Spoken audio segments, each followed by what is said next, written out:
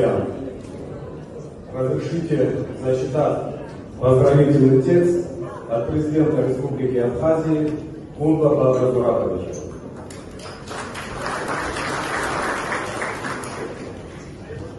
Уважаемые делегаты, дорогие друзья, рад приветствовать вас на 7-м съезде партии «Единая Абхазия».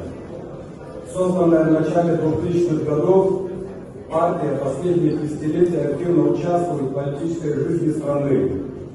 «Единая Абхазия» всегда занимала твердую позицию, направленную на защиту государственных интересов и укрепление независимости нашей страны. Особо хочу подчеркнуть, что одним из основателей партии был второй президент Республики Абхазия Сергей Васильевич Багач. Его вклад в государственное строительство и развитие демократических институтов нашей страны навсегда останется в памяти народа. Отдельные слова благодарности хочу адресовать Сергею Мироновичу Шамбо, который в последние годы возглавлял партию. Сергей Миронович – ветеран национального освободительного движения абхазского народа, опытный политик и дипломат.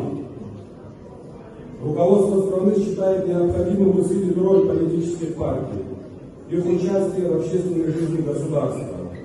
Мы убеждены, что активные ответственные политические силы должны иметь возможность влиять на процессы государственного строительства и вырабатывать совместные решения в интересах всего общества.